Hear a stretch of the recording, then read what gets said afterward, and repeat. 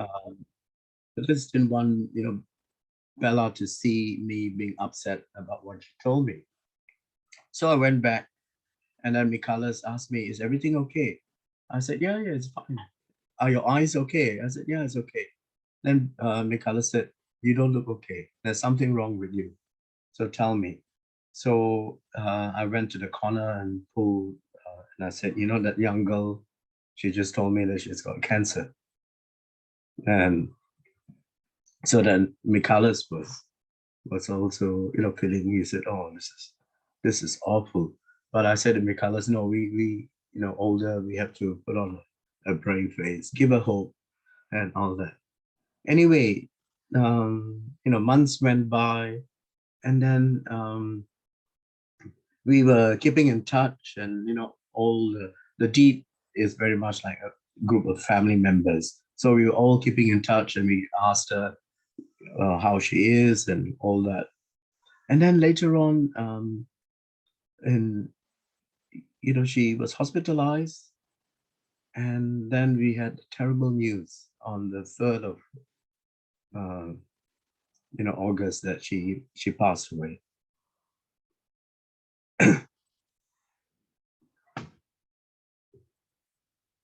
Anyway, I want to share with you the obituary that I wrote.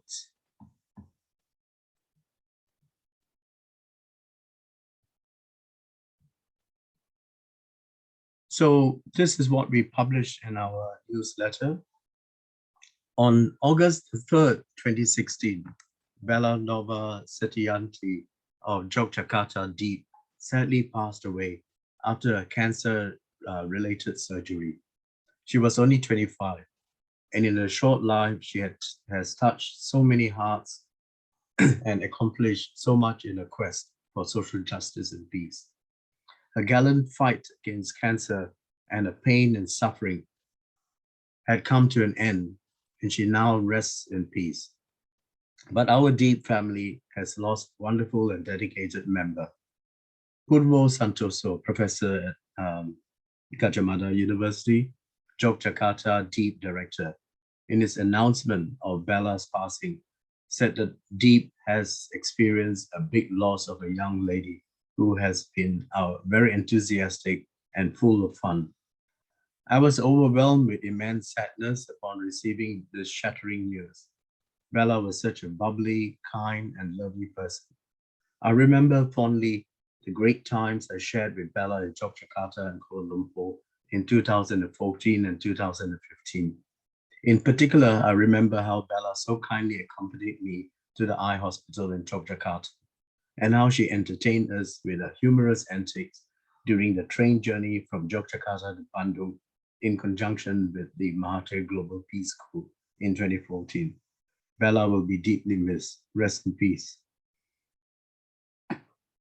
sweet Bella. So anyway, her parents, uh, sorry, her parents read this, and then the mother contacted me, and she said, Prof, we know that you're a very busy man, but on your next trip to Yogyakarta, can you give us 1 hour? We would like to meet you. So I said, sure, I'll be most delighted to meet you. So anyway, I arrived in the morning, and I had some spare time in the afternoon. So I contacted the mother, and I said, look, I have some, I can spend an hour with you in the afternoon. And then she comes, the husband, Bella's father, comes to the hotel and then say, can you give us 2 hours? And then, and I said, no, it's okay. I have the whole afternoon. So I'm all yours. So they said that they want to drive me and to this village where Bella's father is from. So anyway, they drove me there, and it was such an emotional journey for me because when I got there, they took me to the cemetery, to the grave, and then we threw some flowers and prayed, and then the mother then says to me, we buried Bella here next to her grandfather, her father's father. So I turned and I looked at the grave site next to Bella, and I saw, because all the time I assume, I mean, Bella is Muslim, right? So she wears the hijab, and so I thought that she's Muslim. I mean, she is Muslim. Sorry. When I looked at the grave site, the grandfather's site had a cross on the crucifix on top. And so the mother saw me looking at the site and then said to me, didn't Bella tell you that her father is, her grandparents are Christian and her father is Christian? So after that, it started to, the whole description of this village started to come, little, gradual, bit by bit. And then I found that this village of Turi was amazing, because here you have people, of the Abrahamic faith, of is Muslims and Christians. They live together, they share each other's lives, celebrate their religious festivals together, and they lived in peace and harmony. And this, I thought, was, it is essentially the model community that the world should see. So after spending some time at the village, I then, that evening, I had dinner and a meeting with several of the DEEP members, and Pak Purbo came to pick me up from the hotel. So I got so excited. I said to Purbo, I said, look, we must do a documentary of this. So Purbo said to me, why? And I said, because look, people of different religious backgrounds coming together, living in peace and harmony. And then Purbo said, but this is so common in Indonesia. And I said, really? I didn't ever think that it was that common. That was an eye-opening experience for me. And that's why I wanted to share this story to you. But now I want to introduce you to Bella's parents, Bu Multi and Pak Harry. Did you want to?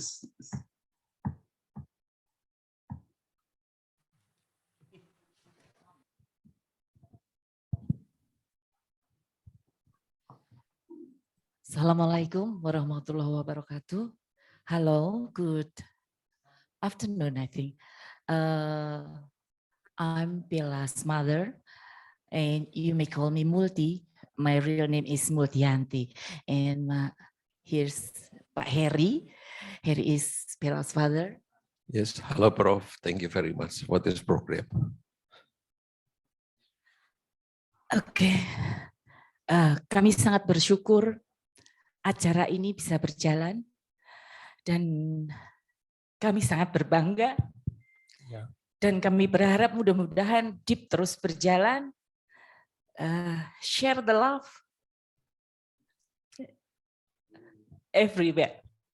Thank you so much.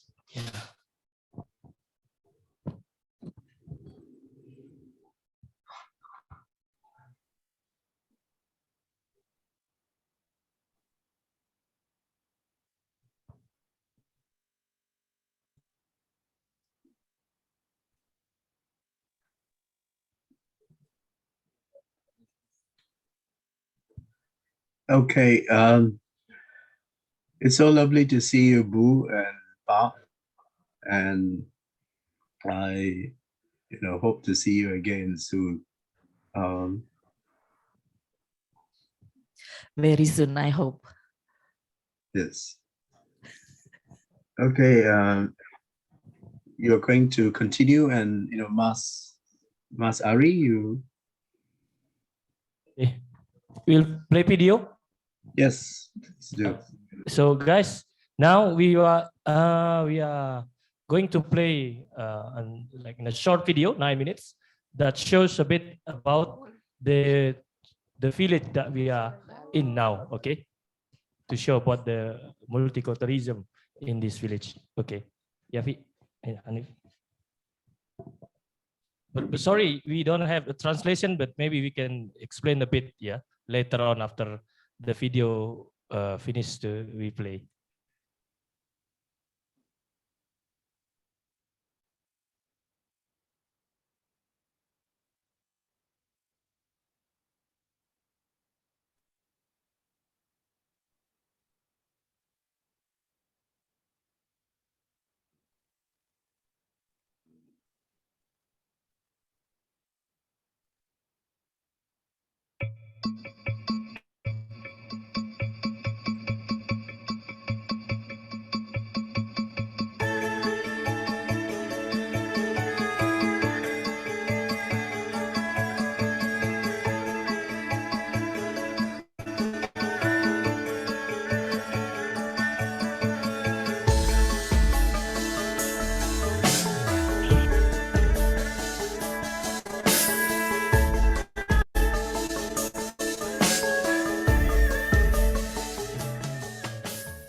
Nama saya Dwi Haryanto, jabatan di sini sebagai Pamong Kalurahan, dukuh untuk Pamong Kalurahan yang terbawah. Kami kan untuk yang ada dua paham, yang katakan hampir 50-50, 50% Muslim, 50% Nasrani, itu adalah di dua tempat, di Karanganyar dan Darenlor. Dan Karanganyar ini masuk dalam satu padukuan Karanganyar, Kalurahannya Donokerto, Kecamatan Turi atau Kapenewon Turi, Kabupaten Sleman. Tuh, jadi ini memang sudah terkenal di mana-mana bahwa di sini memang ada dua paham itu yang semuanya saling bekerja sama, seolah-olah tetap kita menjadi keluarga lah, gitu. Ya alhamdulillah, sebelum saya jadi dukuh pun sebenarnya kerukunan beragama, kerjasama antar umat itu di sini sudah bagus, bahkan lebih terkesan seolah-olah tidak mengedepankan salah satu agama. Jadi kami tetap dalam kebersamaan dan kerukunan, kenyamanan di padukuan kami. Kalau untuk program, untuk kegiatan yang menunjang dalam persatuan dan kesatuan dan juga kerjasama antar umat beragama dari warga satu dan warga yang lainnya adalah dengan banyaknya atau beberapa hal yang di situ bisa kami laksanakan. Adalah salah satunya biasanya dengan adanya kenduri, adanya peringatan hari-hari penting umat beragama termasuk hari kemerdekaan, di mana di situ misalnya beri hajatan dan sebagainya. Kalau yang punya hajatan itu kebetulan dari keluarga Nasrani, di situ ada yang mimpin doa dari Nasrani. Yang kebetulan nanti punya hajatan itu dari warga Muslim atau yang Islam, itu nanti pemimpin doanya adalah dari Islam. Termasuk dari hari-hari besar, nanti misalnya ada Natal, ada Paskah, dan mungkin ada hari-hari lain, dan kita misalnya ada Idul Fitri, Idul Adha. Nah, ini adalah budaya yang dulu pernah ada, yaitu saling berkunjung. Ini tetap. Jadi kami tidak mengkhususkan bahwa itu milik orang Islam atau golongan Islam, tapi itu adalah milik kita bersama. Begitu. Kalau ada perselisihan atau konflik, itu paling tidak satu tokoh yang ditokohkan baik dari kedua belah pihak itu kita pertemukan dulu. Ini loh, ada masalah begini, ada masalah begini. Nanti setelah itu baru kita untuk diselesaikan. Jadi kita saling tahu bahwa saling menghormati, saling bekerja sama itu adalah kuncinya. Saya Romo Triwijayanto Rafael, pastor kepala paroki di Gereja Santo Yohanes Rasul Somoitan, Girikerto, Turi, Sleman. Di antara umat-umat itu ada namanya bersinggungan dengan umat lain, dan di sini cukup baik kegotong royongan, saling sapa, saling bekerja sama, baik dalam budaya, dalam kegiatan-kegiatan masyarakat, saling mendukung satu sama lain dan solid karena terdukung oleh situasi sosial masyarakatnya, juga para perangkat. Nah, pamong prajanya, mulai dari Kapanewon, dari sampai tingkat RT. Ketika ada event-event yang sifatnya kebersamaan dalam rangka membangun kebersamaan, misalnya Natal, misalnya apapun kegiatan-kegiatan saling mendukung, karena memang sejak dulu sudah ditradisikan seperti itu, diwariskan seperti itu dengan budaya lokal yang ada, misalnya dengan kegiatan budaya ngerowot atau macam-macam hal. Kegiatan hidup menggereja, kegiatan juga kegiatan umat lain, misalnya soal Idul Fitri, saling kunjung, kemudian juga saling menjaga sampai kecamatan. Jadi Kapanewon, camatnya hadir sampai tingkat RT itu bersama-sama. Demikian juga sebaliknya. Maka terjadi kerjasama yang cukup baik di sini. Dan saya merasa cukup bahagia bisa ambil bagian dalam menjaga kerukunan Bhinneka Tunggal Ika yang ada di sini. Kalau konflik dari tingkat ini belum pernah ada, saling mengerti, saling terbuka. Maka ada event-event saya misalnya diundang ke masjid tertentu untuk halal bihalal atau apa, itu sudah biasa.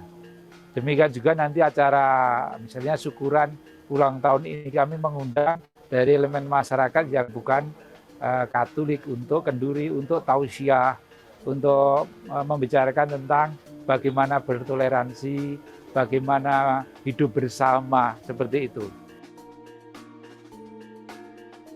Kita dibersatukan dengan budaya, ada budaya Jawa, ada kenduri, ada tirakatan, itu yang mempersatukan kami.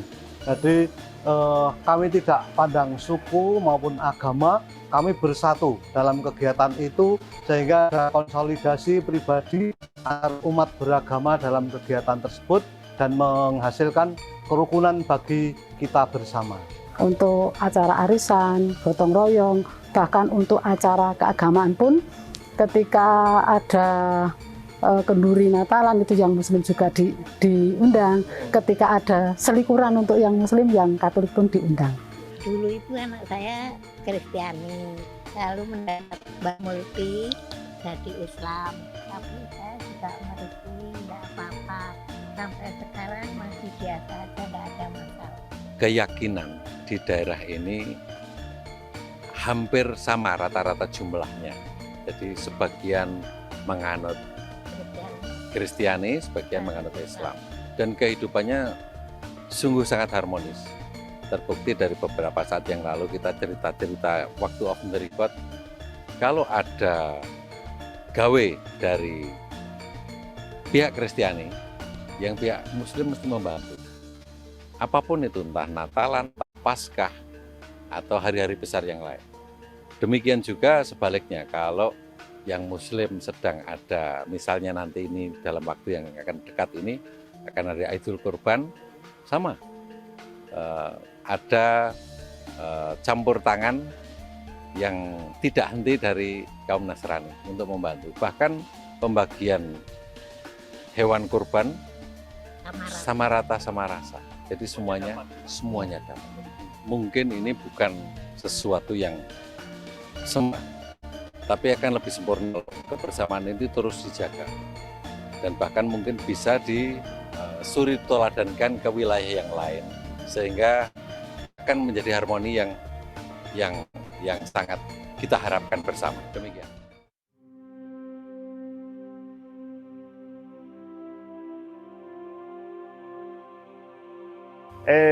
Pesan-pesan untuk semuanya saja, tidak hanya Muslim, Nasrani maupun Kristen, Hindu, Buddha dan sebagainya. Mari tetap kita junjung tinggi kebersamaan, kesetiakawanan, saling menghormati, agar nanti tetap tercipta kerukunan dan juga kenyamanan dalam kita hidup di masyarakat ini tanpa mengambil ataupun mengedepankan salah satu suku, salah satu agama dan sebagainya. Kita bersama dalam satu kerukunan dan kebersamaan. Semoga seperti yang terjaga terus di bumi Indonesia dan juga di negara manapun. Tuhan berkati. Kita harus bisa saling menghargai dan menghormati, itu saja. Saling menghormati, saling menghargai, Saya pikir itu kuncinya. Kalau kesadaran sudah sampai di situ, insya Allah nggak ada masalah, nggak ada perang deh.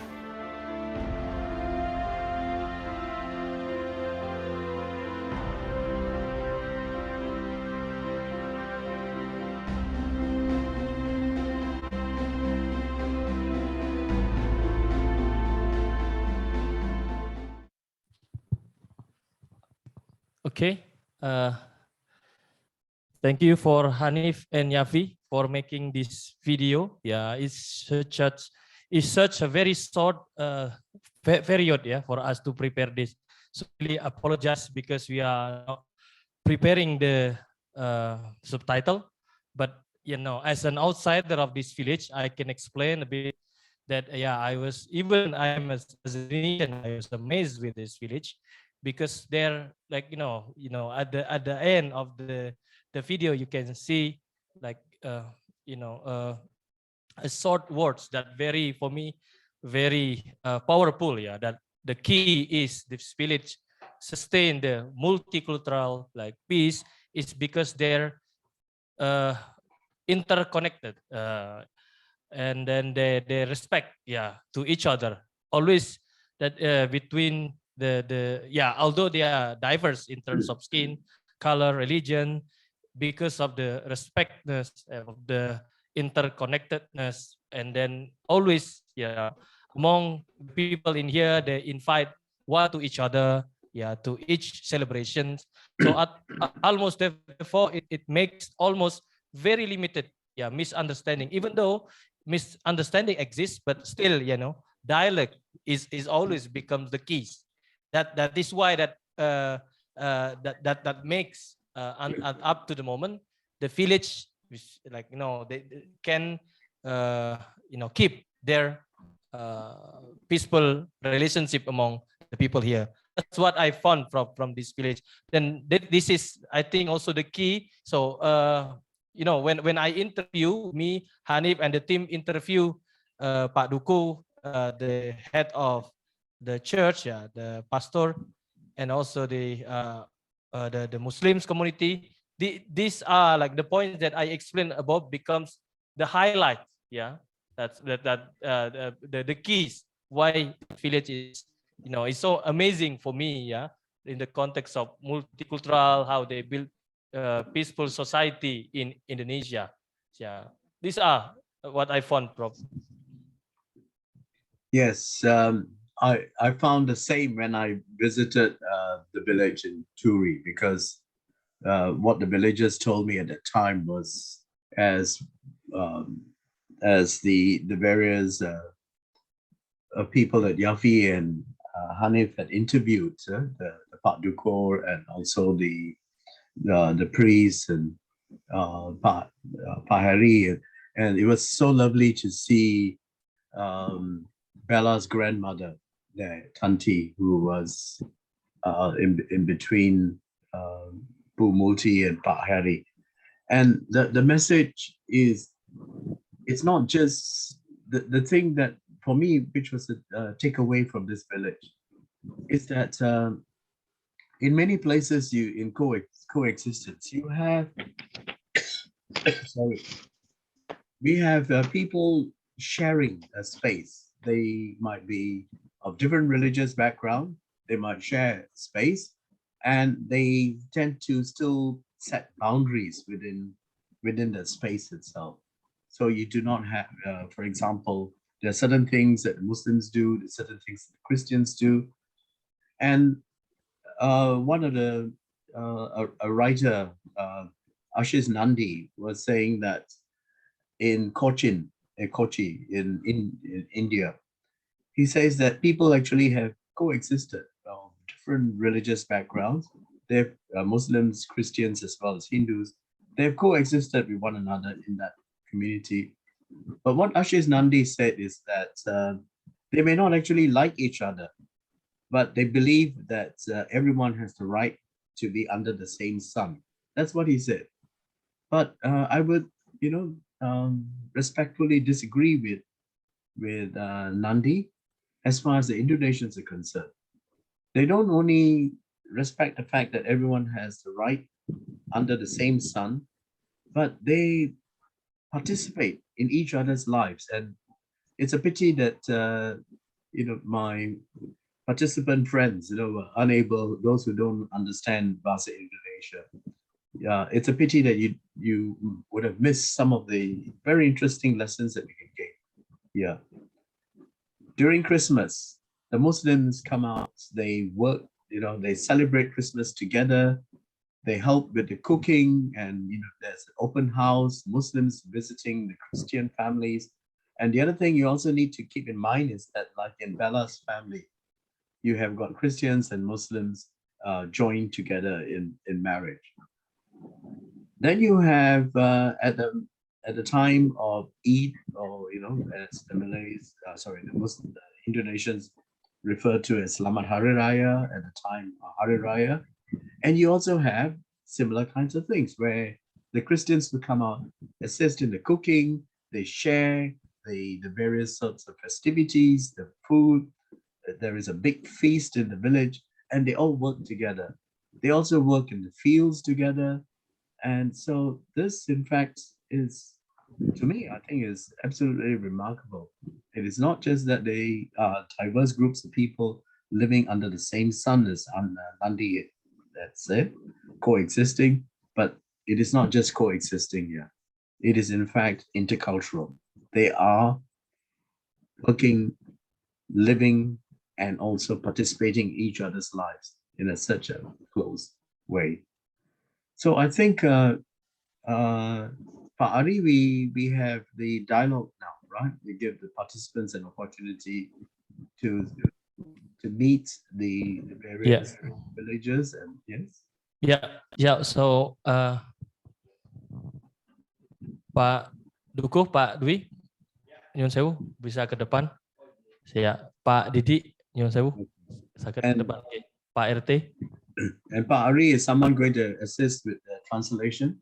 Ya, minta tolong adik-adik LO ya dampingi satu-satu ini. Oh, nggih. Nyun. Ya, sini. Nggih. Pak RT, anten, Pak. So participants, please, ask us questions. This is an open dialogue. Pak RT, anten, Pak. You can share your stories as well, and as well as ask questions. And So ini sudah di-shoot, Bapak. So we are having Pak Duko, Pak Dwi, and also So I will close this view to gallery, is it? So we'll show the video shortly, bro. Okay, great.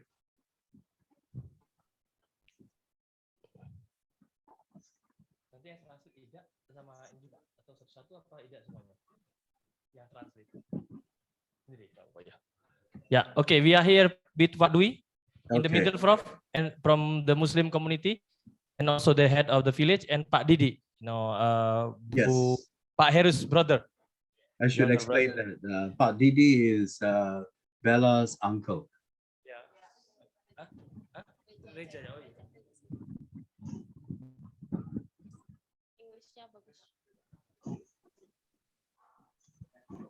Shall they speak first, or we should say question for them?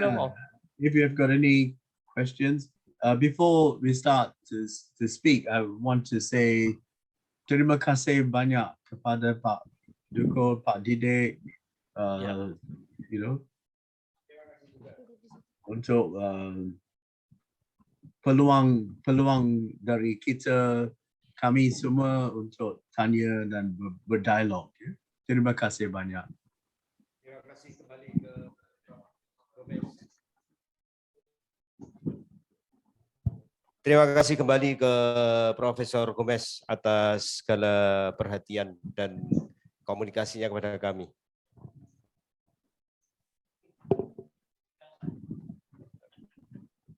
Terima kasih.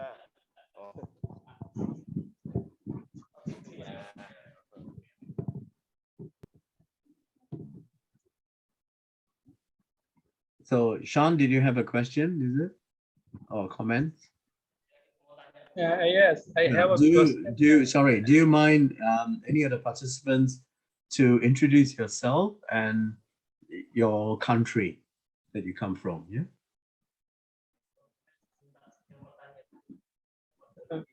May I ask? Yeah. I mean, introduce yourself and then your country, where you come from. Thank you. Yeah, Sir. thank you. My name is Shan Mohammed, and I am from Pakistan. I have completed my graduation in 2018 as a historian, and I got my master in philosophy and history in 2021. So I am serving in a police department. Along with that, I am working with two NGOs, one for child rights and other is youth parliament here in Pakistan. Along with that, I am working on 3 articles. My question is this. Is there, first of all, I am very glad to see all religious here living in like a peace society. So my question is this, how we can promote this religious peace in our society, because you have already experienced it. I would like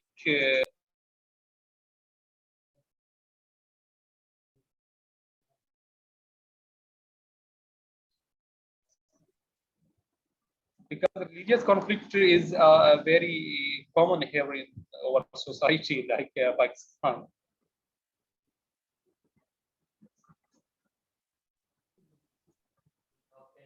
That's my question, if you got it.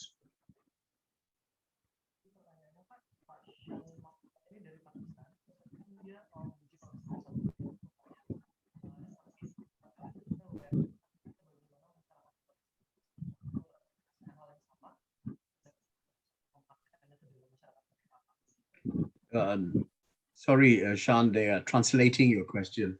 They are translating your question into Bahasa Indonesia. Okay. So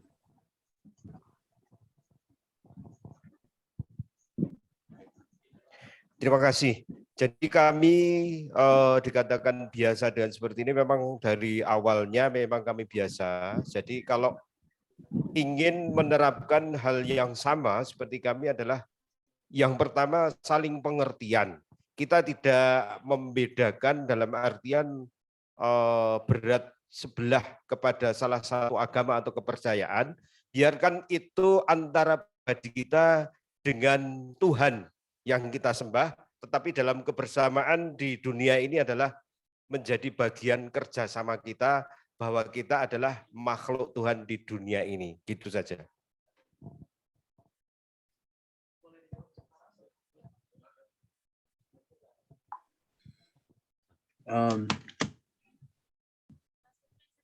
Mas Ari, do we have someone to help with the translation?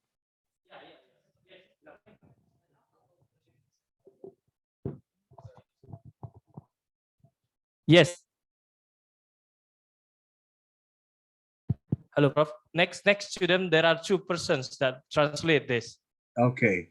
Ya, yuk ke ini aja biar kelihatan, dia nggak kelihatan. So I asked them to sit, like biar kelihatan kamera sama Prof Gomez.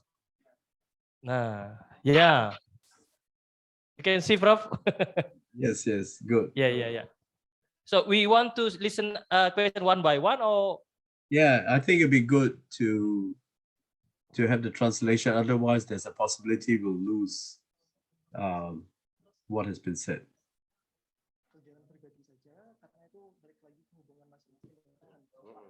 Okay, baik. So, Mr. Shan from Pakistan, if I'm not mistaken, I would like to converse the questions first. You would like to ask how did the society from the Satoris actually live in interfaith relationships and how it could be applicable towards the societies in Pakistan? No.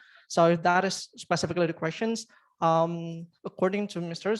He explained that within the Satori, the individuals are pretty much matured enough to understand that relationship with God is a private matter, regardless of your faith societal backgrounds and whatnot. So although that they do delude themselves within the society to do each other's festivals and whatnot, but when it comes to like faith specifically and prayers, then they would make it private. That's the first thing. And second of all would be pretty much mutual understanding between the societies, especially those that are coming from different background.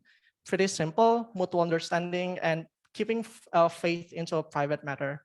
Pretty progressive answer, especially considering that the societies itself is actually coming from desa and kampung, which is like not the urban typical societies that you would understand. I hope that answered the question.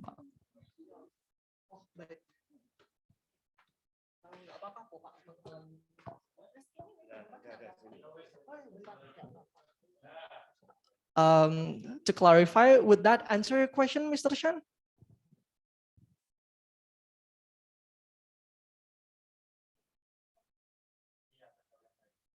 Okay, thank you. With that being said, I would invite the next question from anyone that would like to ask.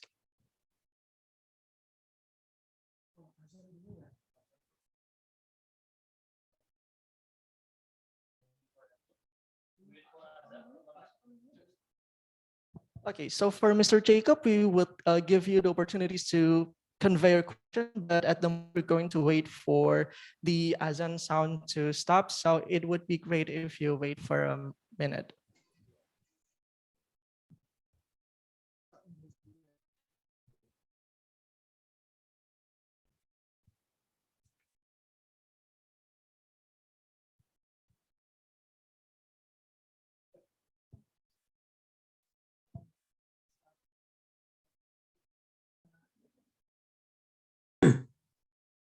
Jacob, can you please ask your question, Jacob?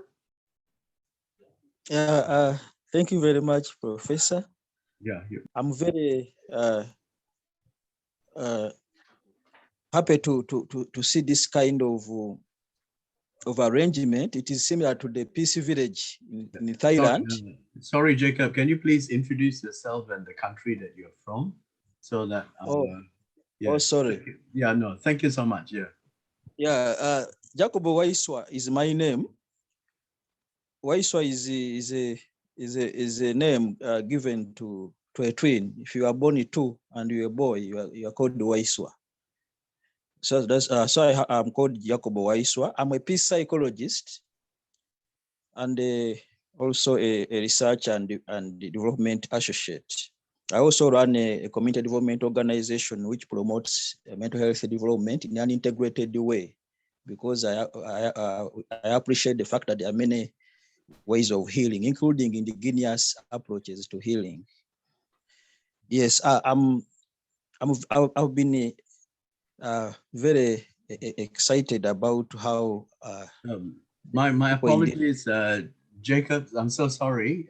Can you please hold on to your question, because it is time for the Muslim prayer, so they will be calling to prayer the Azan. So would that be, yeah, please, I'm so sorry to interrupt. It's fine, it's fine. Okay.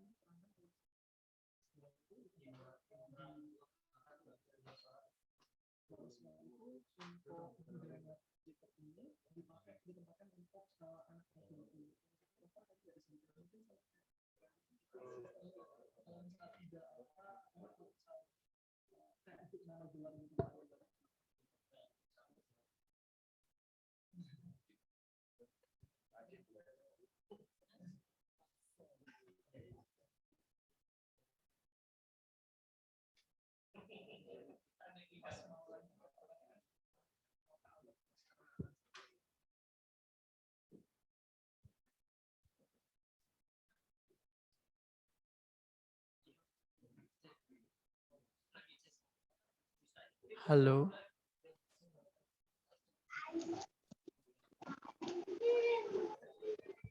Okay, so okay, I noticed that I noticed that from the chat, there's a participant that said, hopefully that I would be audible.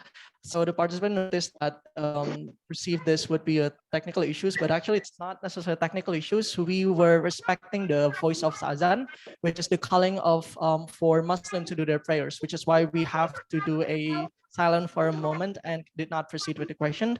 But anyway, now that the Azan is already over, then we would pursue with a question from Mr. Jacob Oiswa. So for, yes, I'm Nanula.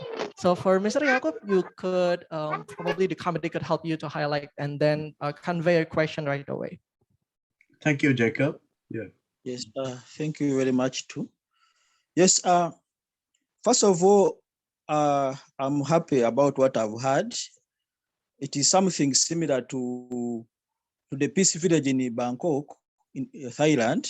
They have some similar way of people reconnecting with one another, working together to achieve peace in their village and improving their livelihoods.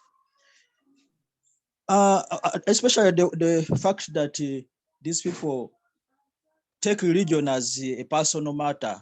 They don't have to, demonstrate or, show their identity that in a way that can provoke one another. I thought that's the gateway to, to peaceful coexistence. However, I have two questions. What's the percentage distribution religiously of the population there? Are there no instances where the others feel like there is one religion has one religious tradition has more advantages than the other, because that's always another trigger when one religion views the other as more privileged in the overall in the society. Then the other bit is like on a day like this one. I'm also trying to compare with Tanzania. It's a bit structured the same way. On a day like Eid, do Muslims invite Christians to come and celebrate with them, and they are happy with it? In Tanzania, I would see that on a day like this one, you could not easily identify who a Christian is. It would be like everybody is a Muslim, and you would look for a Christian and you could not easily tell. It is interesting how they all of it suddenly became one on such a day. Then the other bit is that, which also tries to trigger conflict. I wanted to find out that in the case of any problem within the community, are there cases where people begin to accuse each other that, oh, that one is a Muslim, no, that one is a Christian, no, so that now it eventually, catches flame, and then the problems, begin blowing up. In Tanzania, what they did, Nyerere did, was to make sure that everybody dresses as either a Christian or as a Muslim, so that now whoever does something wrong, doesn't just fight as a Muslim or Christian, but as a personal problem. So I don't know how it works there. I am seeing some similarities between those two countries. Thank you very much. Oke, baik Bapak, kalau misal tidak salah tadi pertanyaannya itu ditanyakan, ya Bapak Hikopnya juga tadi setuju kalau misal agama atau itu harusnya menjadi personal matter atau hubungan pribadi, koneksi individu dengan Tuhan. Kembali lagi, kita kan masyarakat hidup bergantung dengan orang lain, kita masih berkoneksi dengan orang lain dan kerja juga sama. Apalagi kalau pengen merayakan perayaan agama seperti Natal atau Lebaran dan lain sebagainya, yang dimana kita harus kerja sama juga toh Pak. Nah, bagaimana kemudian agama yang tadi menjadi persoalan pribadi, tapi manusia itu tetap bisa berkontribusi ke masyarakat tanpa ditanya-tanya kayak orang ini orang Islam kah atau orang ini orang Kristen kah gitu. Tapi tetap mereka bisa merayakan kayak tadi Idul Adha bareng-bareng gitu. Kalau sembari tetap mempertahankan bahwa agama itu personal matter, Pak. Gitu. Terima kasih sekali lagi bahwa bagi kami agama dan sekian dalam kehidupan kita bermasyarakat di pedesaan. Karena apa? Karena yang pertama bahwa sosialisasi kita antar tetangga, antar saudara, hidup di itu masih ada 1-2 pertalian saudara. Sehingga walaupun saudara kita beragama lain, tetapi kami tetap mengedepankan kerukunan. Sehingga nantinya bahwa agama itu memang urusan pribadi kami masing-masing, tetapi dalam hal keberagaman, dalam hal sosialisasi dengan masyarakat, dengan saudara, itu yang nomor 1 bagi kami.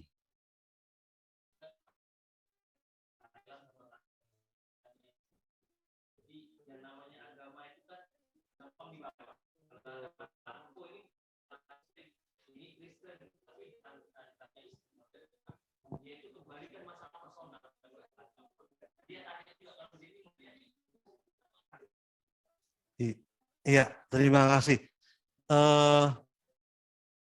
Masalah konflik, kebetulan di daerah kami itu belum pernah ada konflik sekalipun tentang agama. Tetapi kemungkinan juga kalau terjadi konflik, seperti yang disampaikan Pak Dukuh terdahulu, bahwa kami mengumpulkan tokoh-tokoh dari kedua belah agama yang berkonflik, lalu kita rembuk bersama, kita diskusikan bersama, sehingga tidak menyebar kemana. Itu yang kami alami, dan juga konflik-konflik yang ada, tetapi sekalipun demikian di daerah kami, di kampung kami, itu belum pernah ada konflik agama.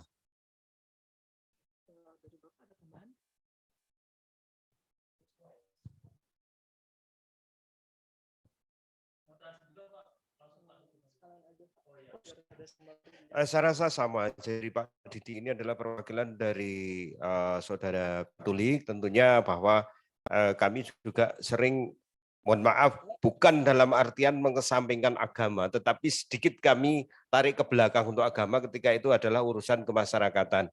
Jadi kami lebih menekankan kepada bahwa masing-masing, marilah kita imani agama kita apa, kita imani dengan sesungguhnya dan dengan sekuat hati kita, dengan sekuat tenaga dan pikiran kita.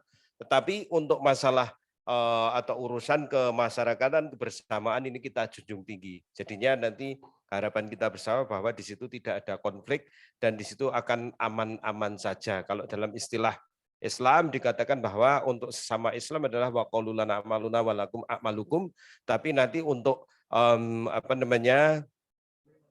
yang dengan saudara-saudara yang bukan Islam, kita kembali kepada bahwa agamaku adalah agamaku, agamamu adalah agamamu, di dalam kebersamaan adalah kita sama. Terima kasih.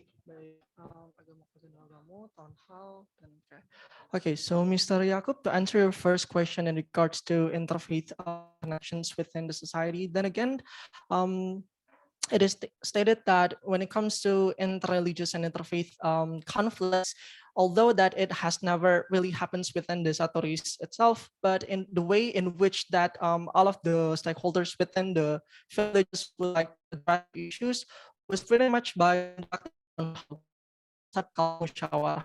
or roughly translation into consensus town hall discussions within all stakeholders, and all of the religions would have their respective representative that represents each religion to convey their view, which is why consensus within the discussion would be more likely to be achieved. And meanwhile, for the second questions in regards to the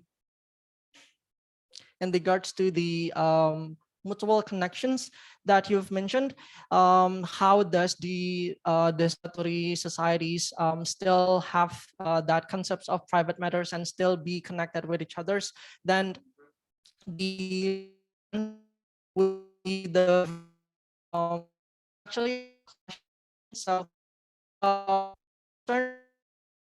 would probably perceive that religion should be but other principle. However, within the very first rules of having a relation with one another was the very fact that they come from the same background, which is the Satori, and their identity is not only represented by their religions, but rather the very fact that they come from the same village, which is why connection from one another is totally could be kept.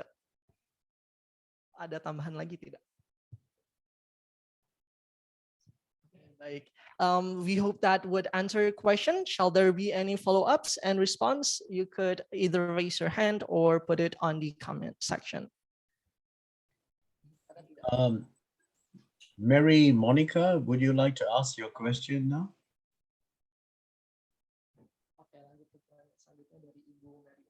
You have got to unmute yourself.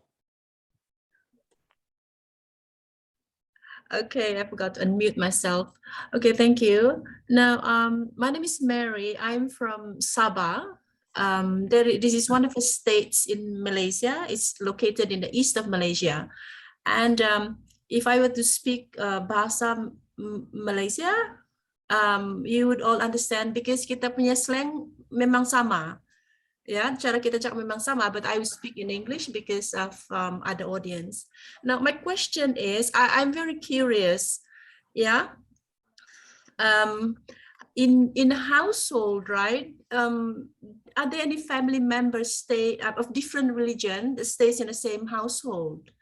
Because like in where I am, this is considered like very rare, but you know, in a shop, eating together in a shop, different religion, there are still shops that that can accommodate this group.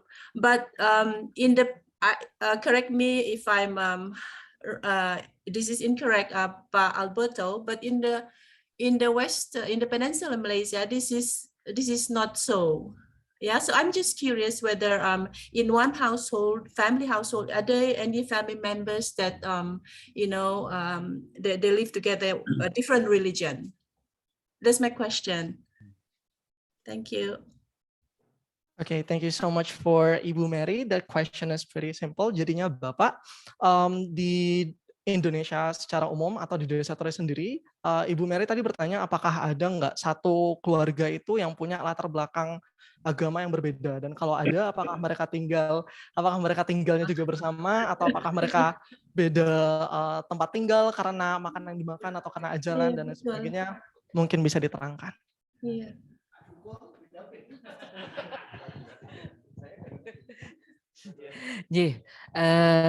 Pak Dukuh, saya atau Pak Dukuh? Oke, saya ibunya Bella Muslim dan bapaknya Bella dahulu Katolik. And Pak Didi ini adalah younger brother of Bella's father, so he is Bella's uncle.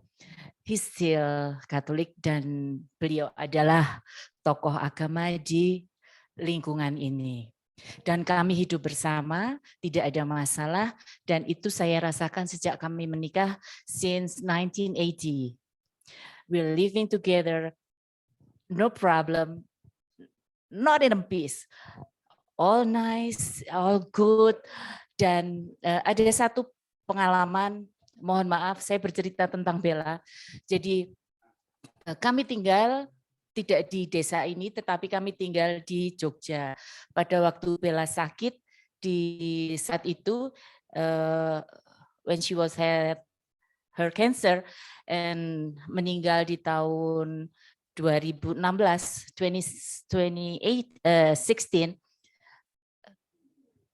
keluarga besar kami, keluarga besar di desa ini sangat welcome dengan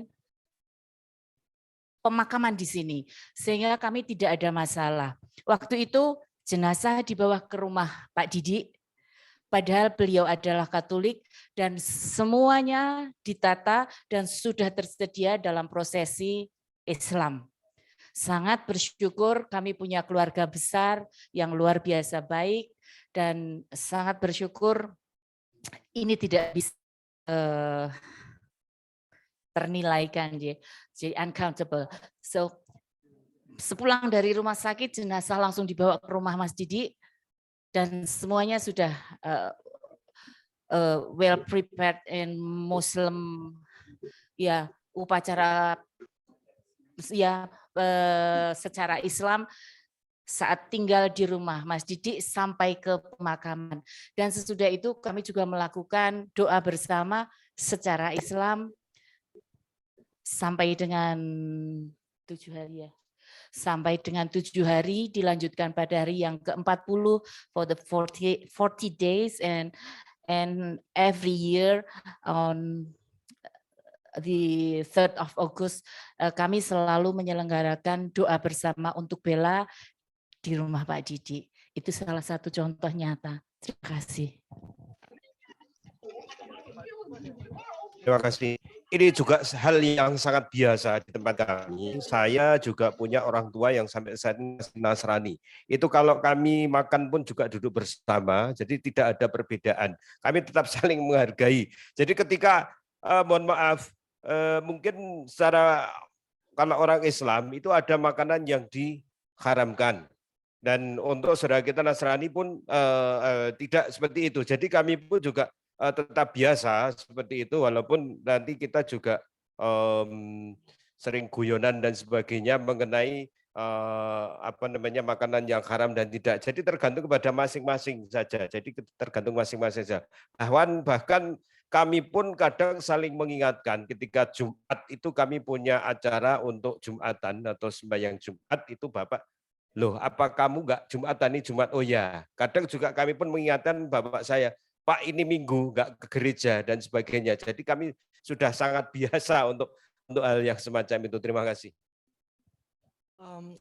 Okay, so for Ibu Mary, I'm pretty sure that since Ibu Bella also utilize mix the language to Indo and English, Sabah is also utilizing Bahasa Melayu. I'm pretty sure that's pretty much understandable. But for all of the audiences within the Zoom room that did not speak Bahasa Melayu and Bahasa Indonesia, in simple words, Ibu Bella and Pak Didi was also one of the most realist example in regards to the harmonious within interfaith relationship of the society. Taking into account when they would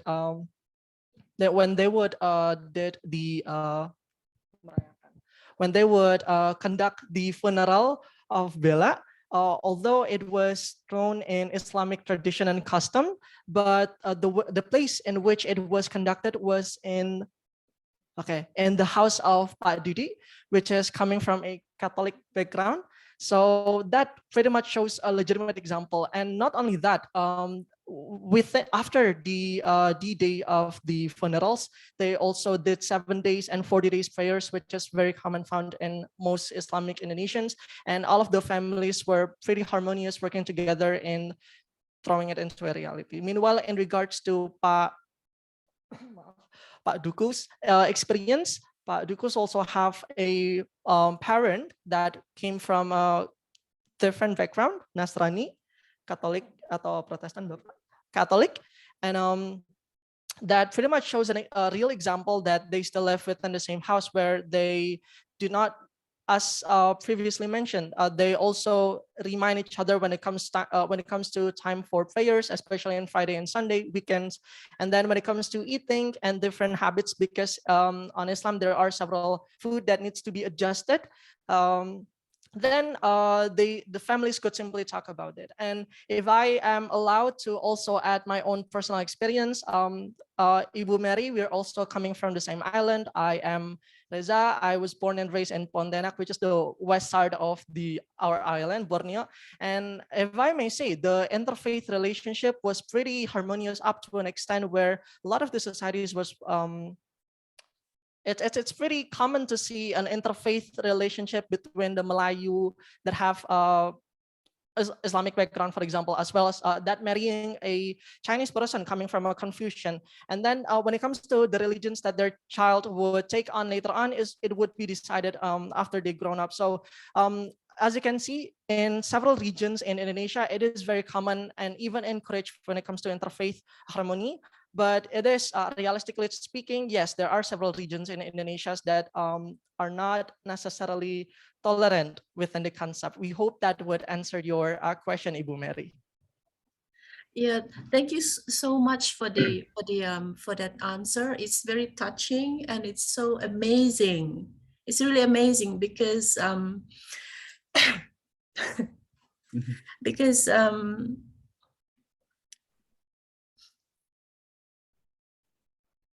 because this kind of thing is is almost gone in Malaysia, you know. Yeah. Yeah, so thank you. Are you okay, Mary?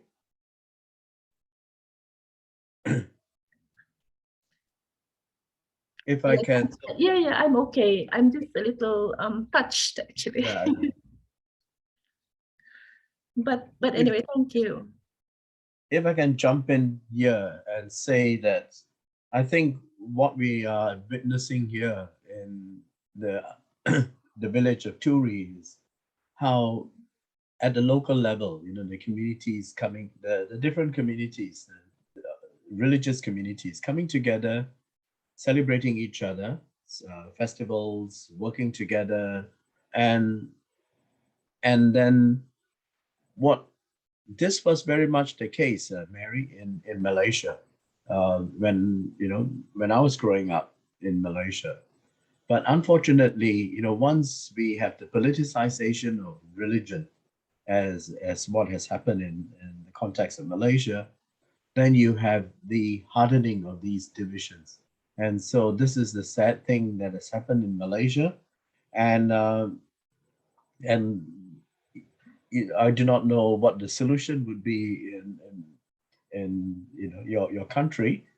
But having said that too, you find that people in your part of Malaysia from the eastern, what we used to call as East Malaysia, which is a terrible term for it. But Sabah and Sarawak, you find that there is much greater religious, kind of connection with one another. And the politicization of religion is not as severe, as I can say, or even more rigid as you find in the case of Peninsular Malaysia. So I will leave it at that, even to the extent that in Malaysia, it is you are prohibited from talking about these sorts of things. So it does not make any kind of dialogue ever possible because of the politicization and the outlawing of these kinds of discussions. I shall go on. Did you want to say anything more, Mary, before we go on?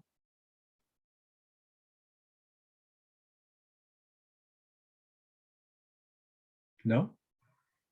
Okay, we have John next. John? No, maybe perhaps later. Thanks, Pak. Yeah, thank you to the translator, Mas. Sorry.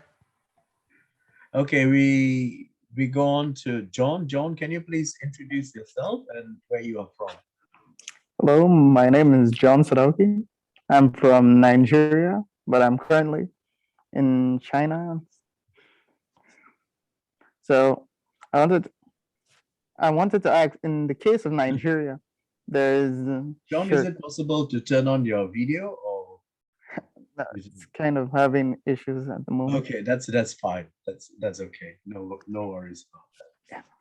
Yeah. In the case of Nigeria, there are some states that have religious laws that govern them, which affect every individual in those states, whether or not they're of that religion or not of that religion.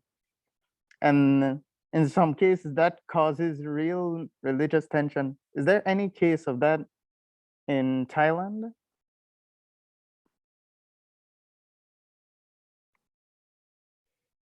You mean in Indonesia, right? Oh, sorry, Indonesia.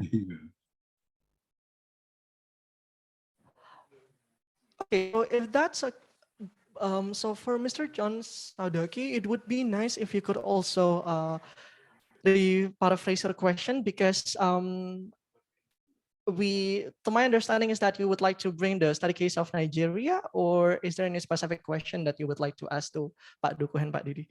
No, okay. Are there is there any case of use of different groups of religious law for some states or communities that may affect other religious groups in Indonesia? Okay, so that are thank you. not.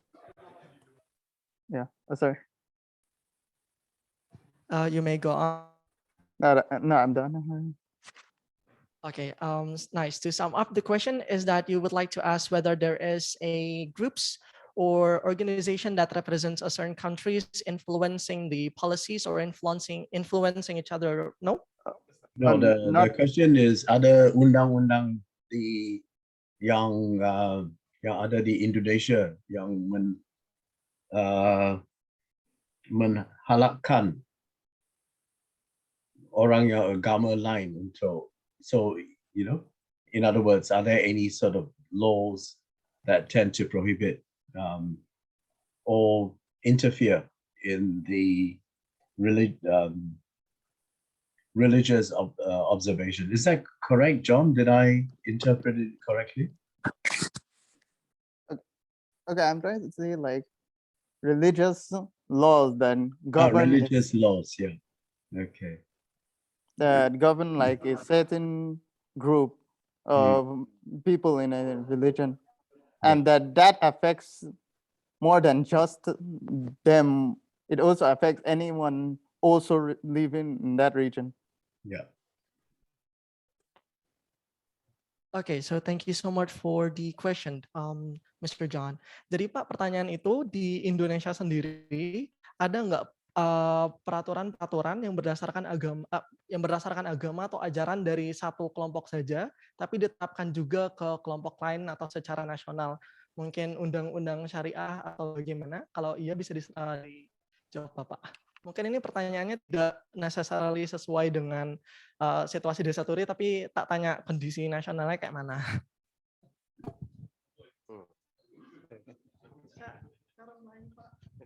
Terima kasih. Kalau ditanyakan mengenai tentang kondisi secara nasional, ini memang ada beberapa hal yang kadang dipolitisasi oleh sekelompok ataupun memang ada yang seolah memaksakan. Tetapi kami yang hidup di desa ini tidak begitu respect dengan hal semacam itu, karena kami sudah nyaman dengan keadaan yang kami ini adalah bahagia dengan kebersamaan dan perbedaan itu. Artinya justru jika ada kabar-kabar yang masuk ke kami, ini kami kesampingkan. Kami tetap dalam persatuan dan kesatuan, kerukunan dari antar umat beragama. Demikian. Iya, terima kasih. Bagi kami Pancasila itu adalah hal yang paling utama, sehingga keberagaman atau kita dalam beragama itu dibebaskan di negara Indonesia, sehingga tidak ada aturan-aturan yang melarang bahwa kamu harus begini, kamu harus begini, sesuai dengan undang-undang yang ada di Indonesia tercinta ini.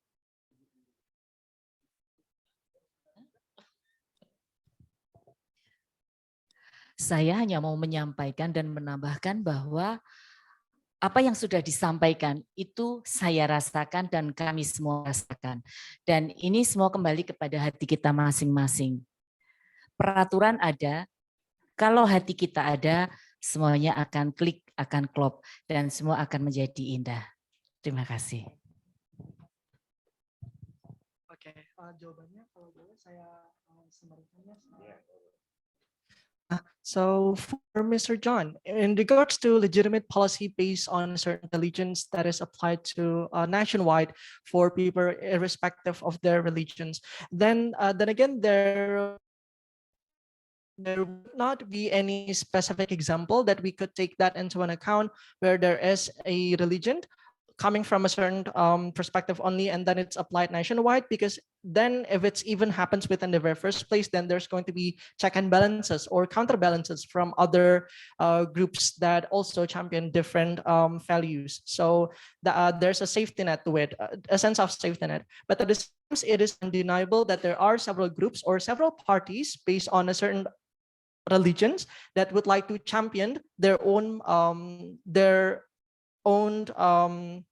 values and belief within their groups that were not necessarily fit or within the spirit of Pancasila or the spirit of Bhinneka Tunggal Ika, which is one of the terms that we glorified the most, living in harmony and whatnot.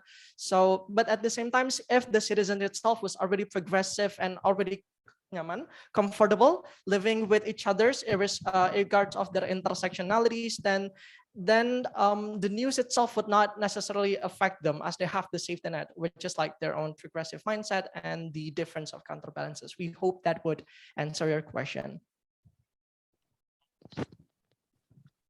Yes, thank you.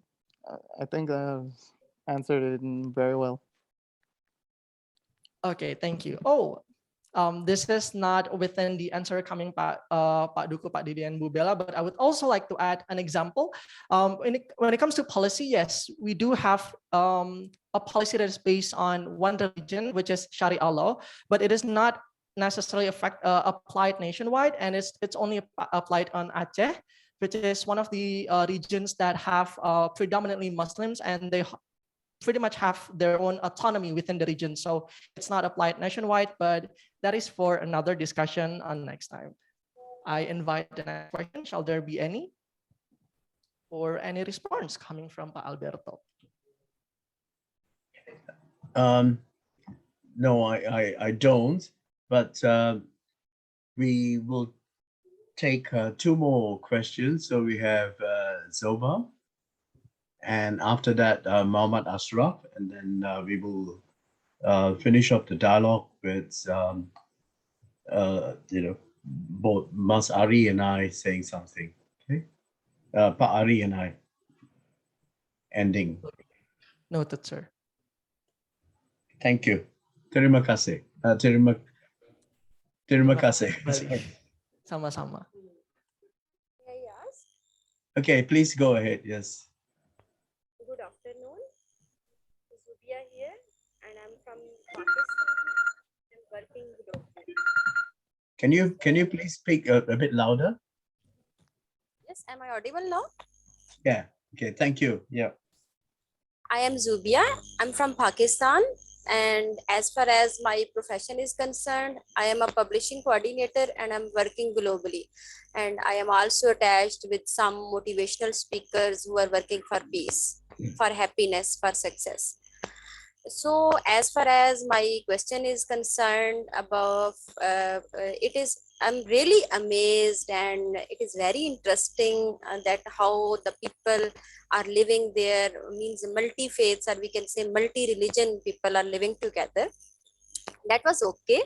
But when I came to know that Bella's family living together and they are also multi-faiths people, so I'm very curious that how they are going to raise up their children, as generally what we see that children are going to follow their parents' religions, and from very young age their mother, their father, they are going to groom them and they are going to educate them about their religion.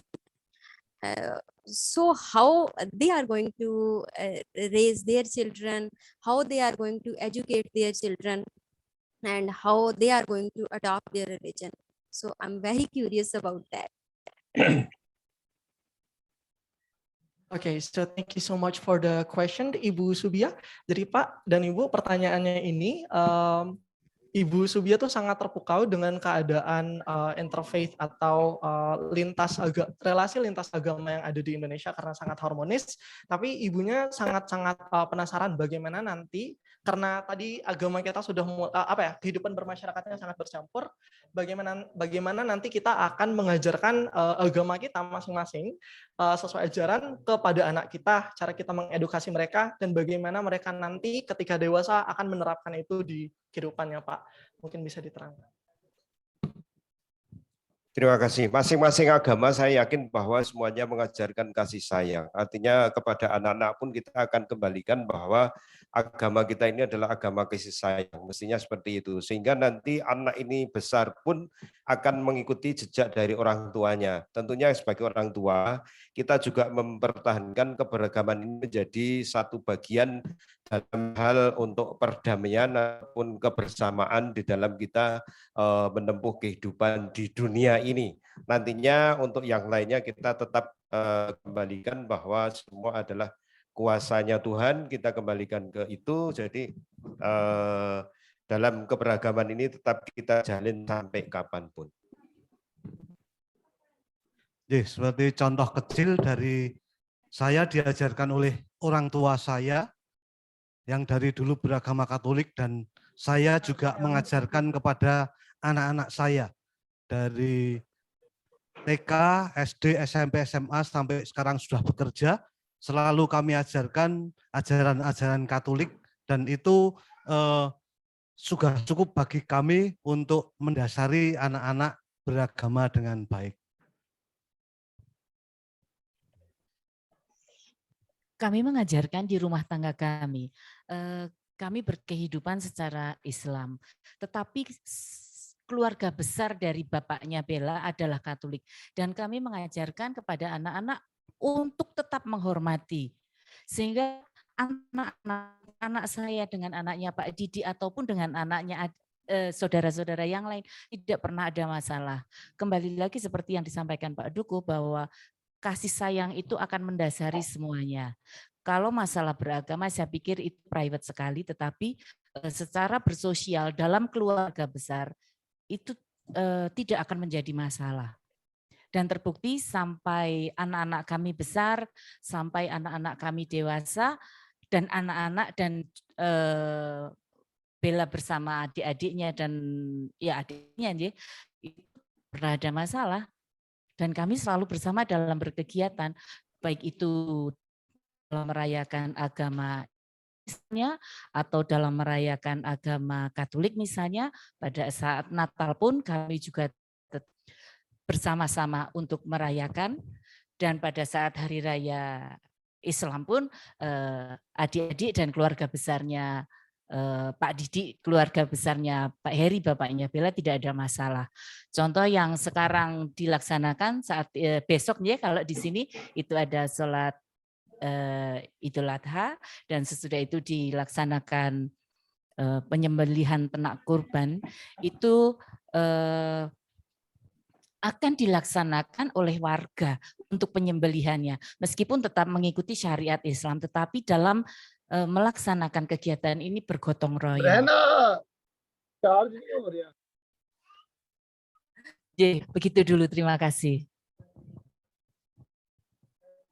So for Ibu Subia, starting from Duku's answer, and a lot of the peoples in this Satoru believe that irrespective of the religions, one thing for sure that could be found within all of the would be love and peace, because all religions teach peacefulness and tolerance. So those kind of values are not within, those kind of values are not necessarily in a counterintuitive or contrasting the teachings that the original religion tries to teach within the very first place. So teachings, these values of tolerance, pluralism and whatnot are not necessarily in clash with their own personal religions, which is why they do not find any clashes within it.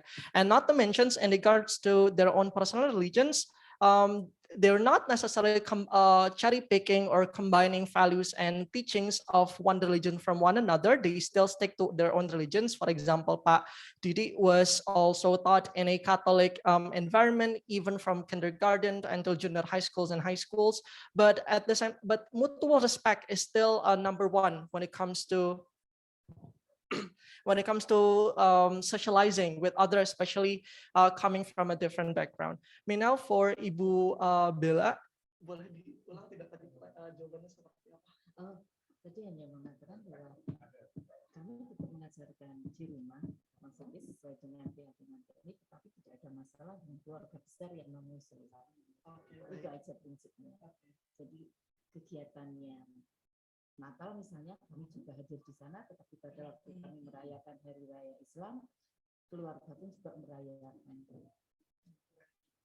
So essentially the main principle was that us not only mutual respect, but also honor from one another is also heavily being taught on. So for example, Ibu Bella, tomorrow is Lebaran Idul Adha, where we going to conduct a customs, where we going to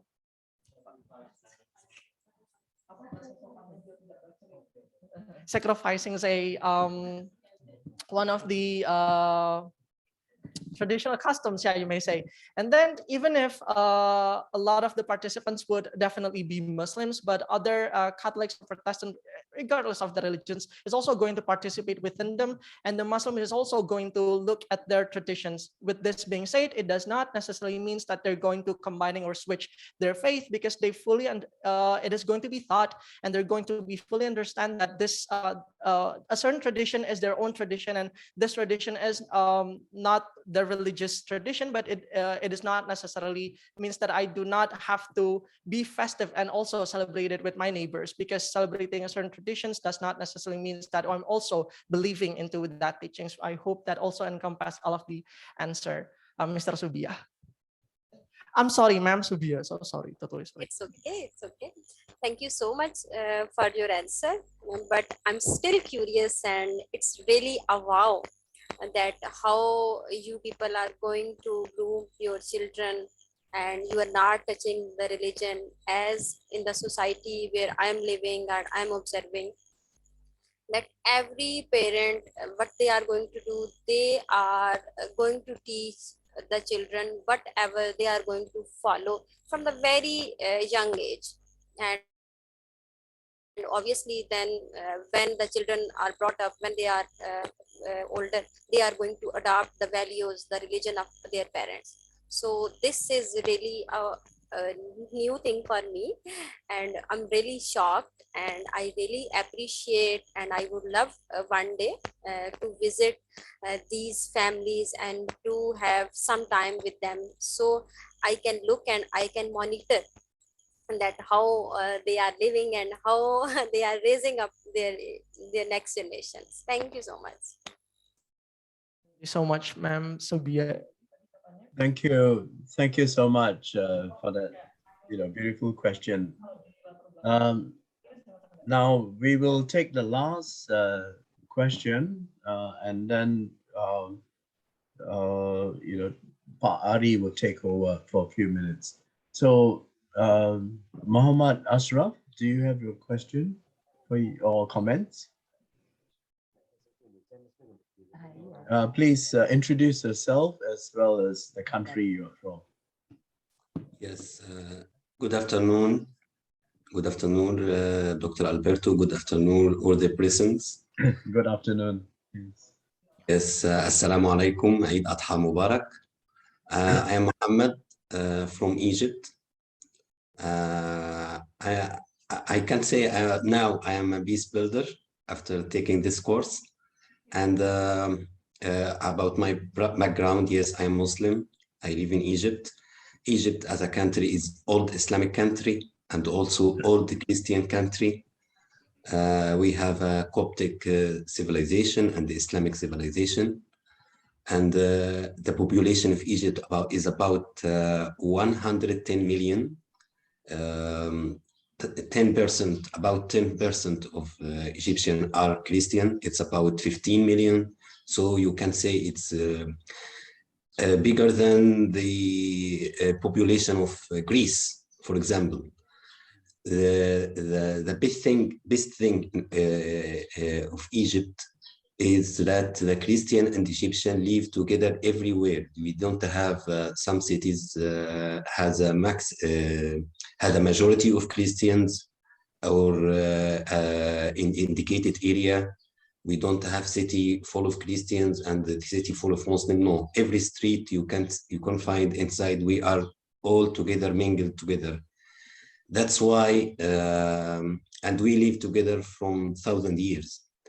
Of course, we have problems. Of course, it's happening, but and that's from this problem I witness from time to time, that we don't have sectarian sedition, but from time to time there is a story that one Muslim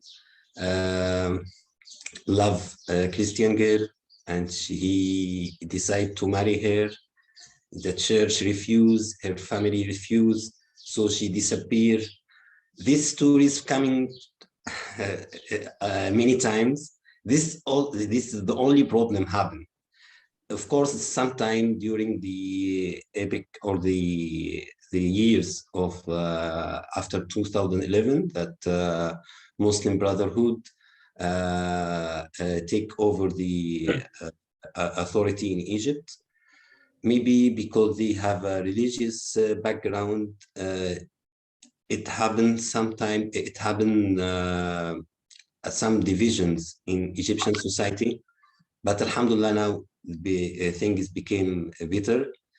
And we see, as you witnessed during the revolution, that Egyptian Muslims was protecting Christians, the churches, and also the Christians was protecting Muslims. So in Egypt, I can see we have the culture of living together from 1,000 years. My question is, in Indonesian society,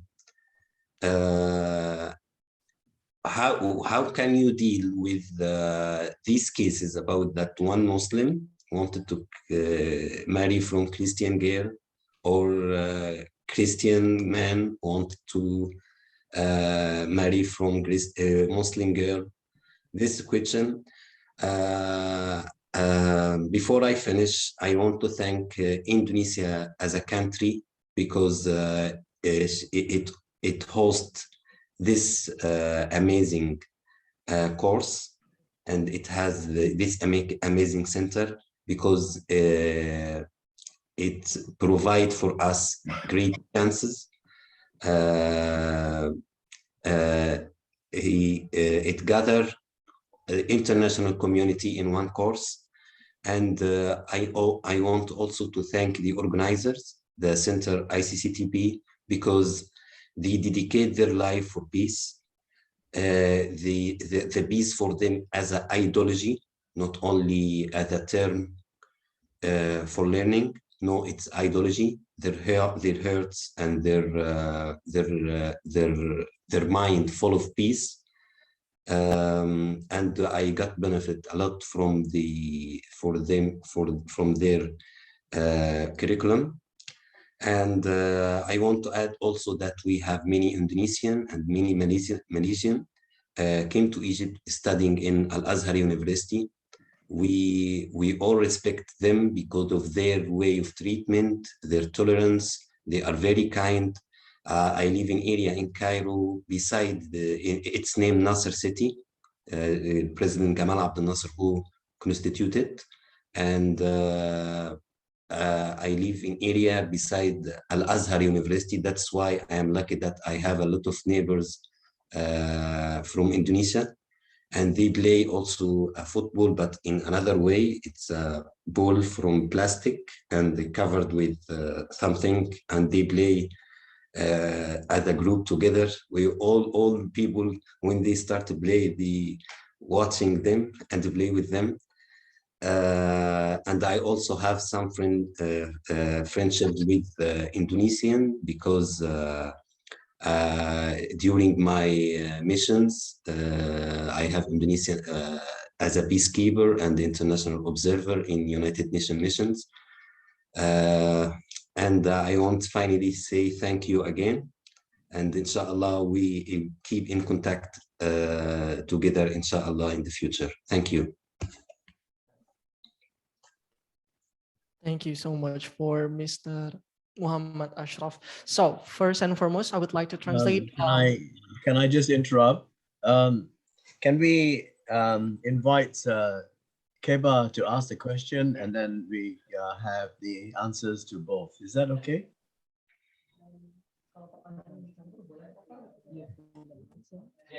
That would be okay, Mr. Okay, thank you so much. So thank you so much, Muhammad Ashraf, for your wonderful statement and your lovely question. And Keba, would you like to go? Assalamualaikum warahmatullahi wabarakatuh. Good afternoon all. Can you hear me clearly? Yes, we can hear you. Can you introduce yourself? Sorry, and where you're from? Yeah, my name is Keba Lamsompo. I am from the Gambia originally, but currently in Indonesia. I am majoring in Islamic Studies at Queen Sharif Hidayatullah, Jakarta. I am so happy to join this course, alhamdulillah. And then I am sending my condolence to Bella's family for this sad story. And then the prof share a very interesting common story in that village. So as a Muslim, in my country, when is Christian ceremony like Christmas or so, I think many Muslims they celebrate together like that. But even there is a barrier that they stop in. So my question is the villages. I heard that you said Bella was buried near her grandpa's. So I don't know whether if Indonesia or the entire Indonesia or is only that village that both Muslim and Christian are buried together in the same cemetery. So yeah, that was my question. And then if is it not like when Muslim person is died, only Muslim will bury him or her, or when Christian is died, only Christian will bury her or him like that? That's my question.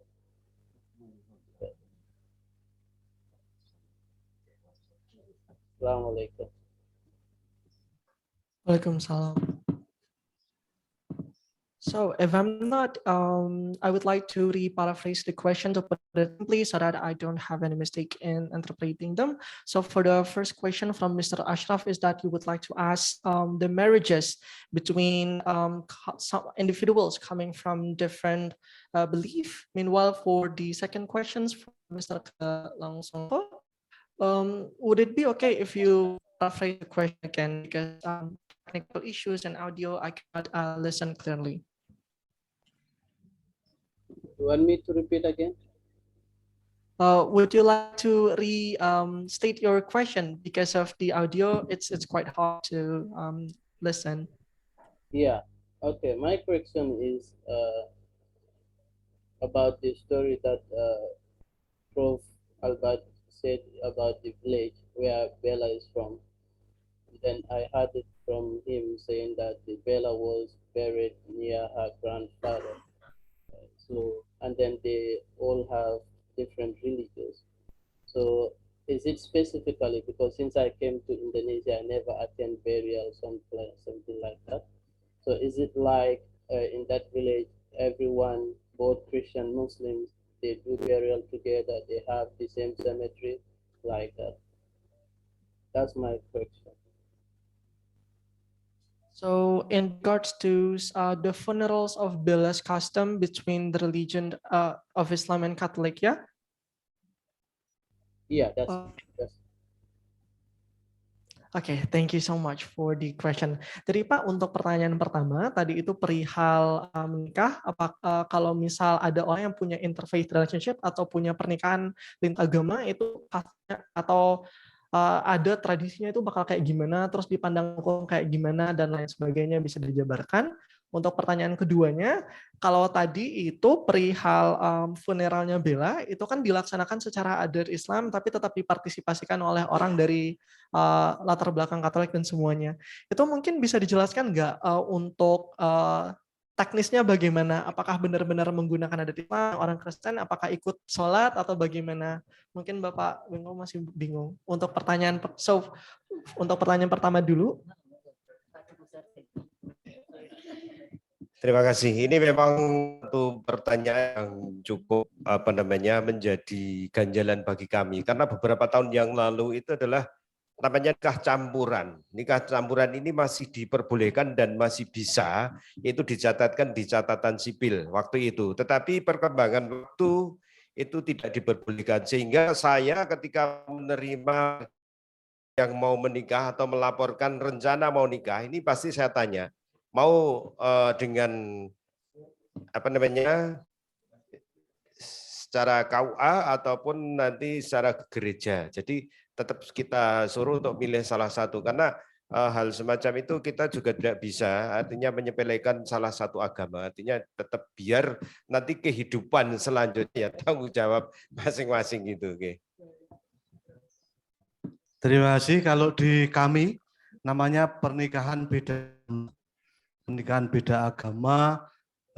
Bagi kami di gereja kami sudah ada beberapa juga, sehingga di sana memang dalam janji pernikahan itu disebutkan bahwa mau menikah secara Katolik dan juga tanpa paksaan dan akan mendidik anak yang dititipkan Tuhan kepada pasangan itu secara Katolik. Sehingga walaupun yang pasangannya Islam, tetapi ada yang nikah di gereja. Seperti itu.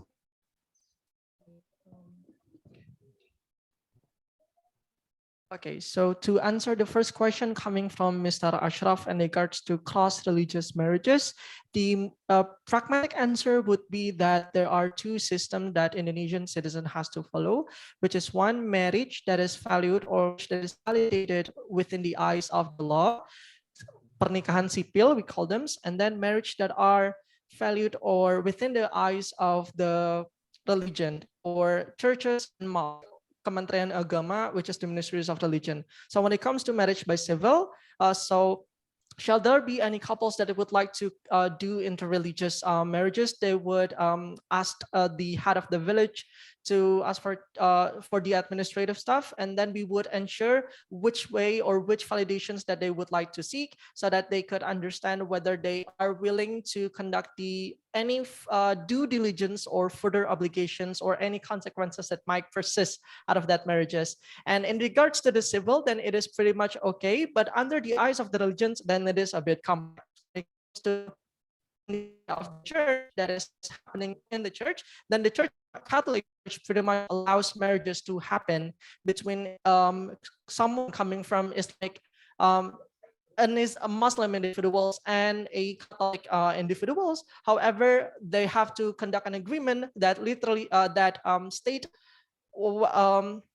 they state how the children is going to raise, to ensure that the children itself is raised within the correct environment, especially the Catholics per se. Meanwhile, in regards to mosque or Kementerian Agama, then it's also pretty much applying the same values. So the couples itself should really talk about it within each other in regards to which stakeholders that they would like to seek marriages validations on. This is pretty important because this is going to affect their mortgage. This is going to also affect their future administrative endeavors. Next What up, about families? What about families? They accept? What about family? Untuk keluarga mungkin bisa dijelaskan, Pak? Atau Ibu, kalau misalnya tadi secara hukum dan secara gereja Katolik dan Kementerian Agama itu sudah saya jelaskan, tapi kalau misalnya perihal keluarga nih gimana? Apakah keluarga menerima saja atau? Yang saya alami, mertua saya baik-baik saja. Yeah. So for one of the most prominent example is from Ibunya Bella's mom, where she also did interfaith marriages with her husband, because her husband actually coming from a Catholic background and Ibunya Bella's is coming from a Muslim background, and their families, their mothers-in-law is pretty much accepting because it's already because they have went thorough discussion with each other in regards to how it's going to be conducted and the administrative endeavors as well. So the family is just pretty much accepting because Bella's mom as an individual is also a great person. Then it's pretty much easy for them to accept her. Thank you. Okay, thank you so much. Now we are supposed to actually end the session about 10 minutes ago, but then we'll give Godfrey the very final word. Okay, Godfrey, so keep it short, and would you like to say something, Godfrey? Thank you, Prof. Yeah, mine will be very short. I really appreciate that we are here today on this topic, obviously because of Bella's contribution. That story was very touching for me, Prof. And I think it is very much in line with what we've been talking about throughout the week. So I just had a suggestion to you, Prof, and maybe your team. How about doing something for us to always remember Bella? Maybe you can come up with, just on top of my mind, an award that we can give maybe to the best project, like we did those projects, just something simple, the Bella Award or something like that, just to keep a memory living on. Thank you.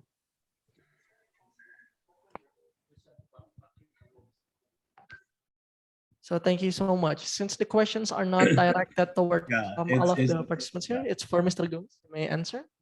Yes, it's a very nice thought. Thank you so much, Godfrey.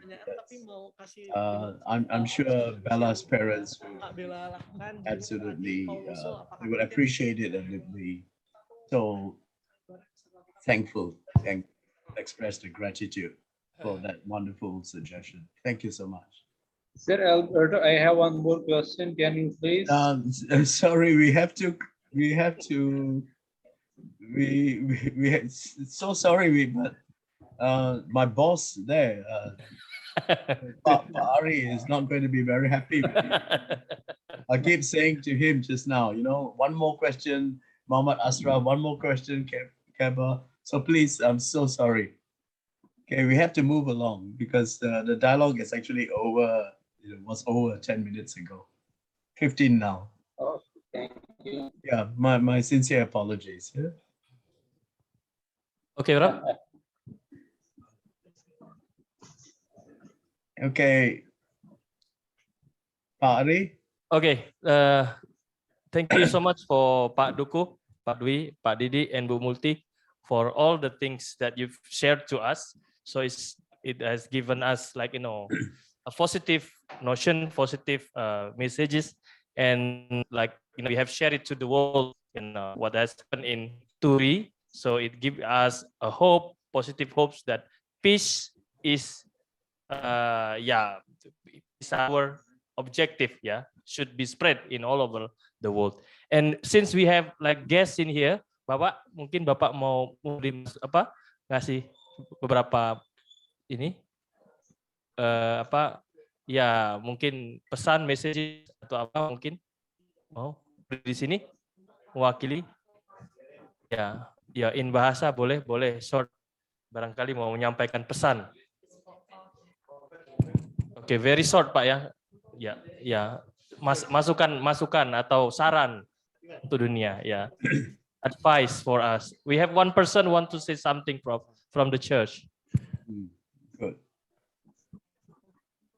Ya, Pak.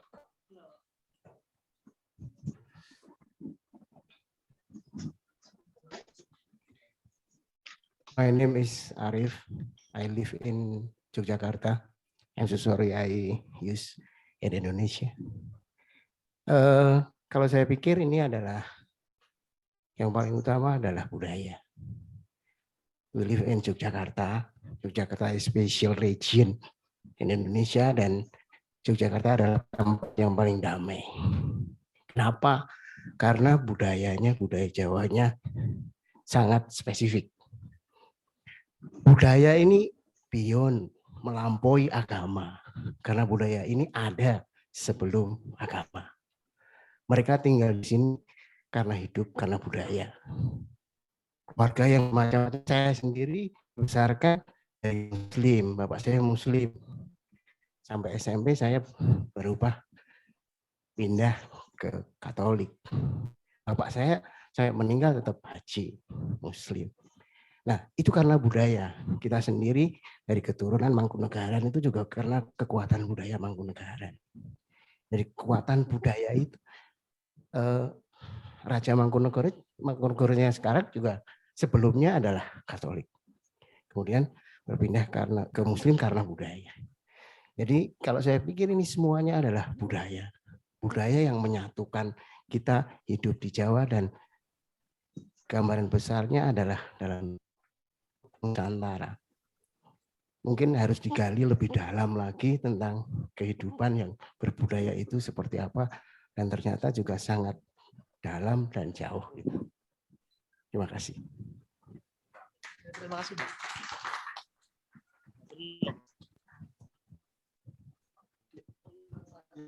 Very short. Okay, so when you're talking about peace in terms of religious harmony, then the root cause as to why it could persist was pretty much coming from the power of culture. Culture itself encompass or way coming from beyond religions that once owned. In Japanese culture, religions actually comes right after cultures is being rooted within the society. Then again, it is influenced by the merchants and the Dutches. But at the same times,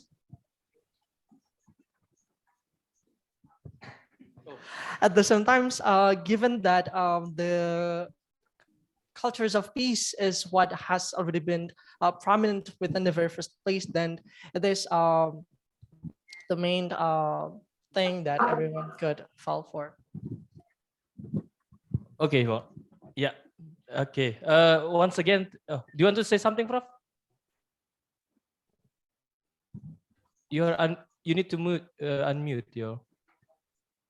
Yeah, I just want to say terima kasih banyak kepada semua dari kampung dari Turi, ya, Pak.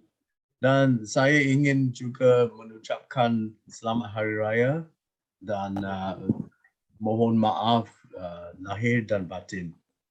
Yeah, yeah, yeah. They give you applause, Prof. And they prepared foods from us, fruits. Okay, food I can meals, see. Yeah. They're very generous. Salak and things like that. Yeah. So shall we make our concluding remarks now? Yes, please, Prof. So you want to go first? Okay.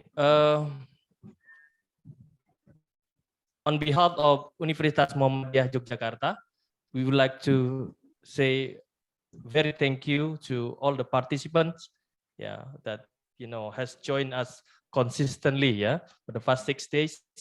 Prof. Gomez especially and Bu Saroja, although they are unwell, but they're still put efforts to guide all the participants and to implement this program according to schedule. Even today, look at Prof. Gomez, weekend, but still dedicate his time, his knowledge, for the peace, And also on behalf of Universitas Muhammadiyah Yogyakarta, I would like to say our gratitude to the people of Turi, Pak Duko, Pak Asma, Bu Multi, and all, the Muslim, the church, for all the support.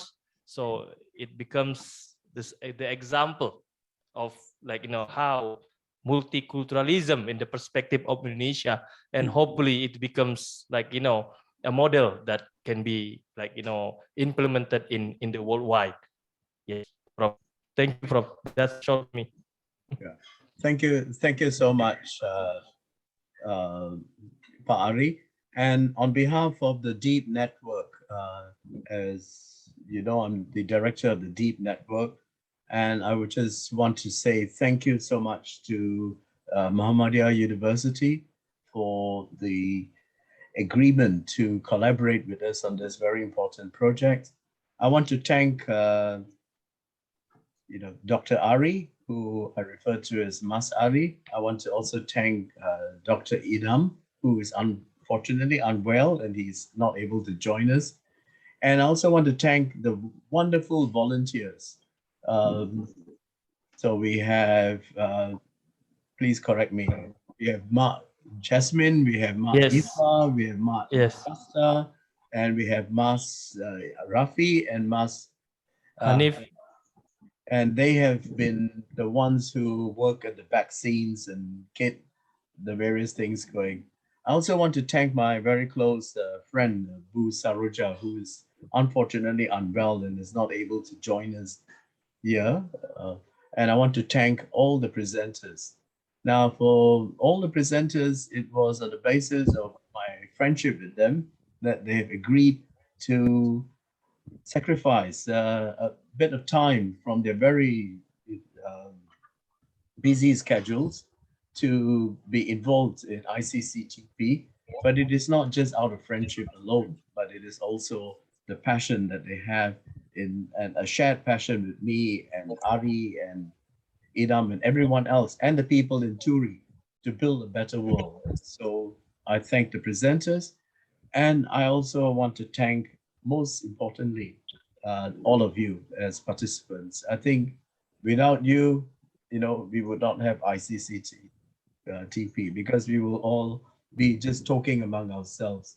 But now we have had the opportunity to share and work together with all of you, and we hope that this is not just a goodbye, it's a thank you, an expression of gratitude for your participation, but we hope that our paths will cross in the future, and stay well and keep peace in your mind and in your hearts, and definitely make sure that you use your hands to build peace in this world of ours.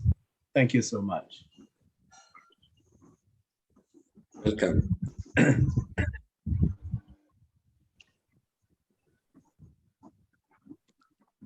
Okay, this ends the session. Pak Ari? Yes. This ends it, right? Yes. Okay. So take care, everybody, and Yep. keep well. Thank you. Thank you. Bye, everyone. Bye-bye. Happy Eid Mubarak. Thank you. Thank you. Bye. Bye, Prof. Okay, bye. Have a nice Okay, bye-bye. thank you so Bye, much. Thank you. Thank you. Take care. Bye. See Bye, you again. everyone. Yes, we'll Bye. see you. See you. See you. Thank you, Prof. Thank you. Thank you. Thank you so much.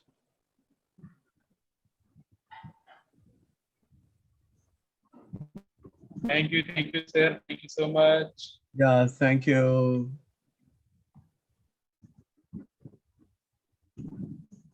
Okay.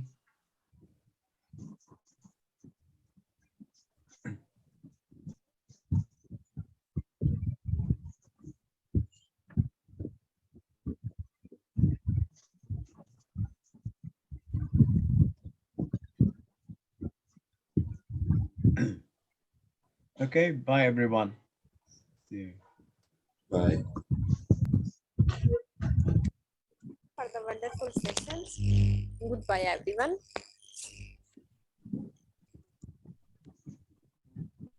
Bye, everyone. Goodbye, everyone. Every participant. Goodbye. Thank you.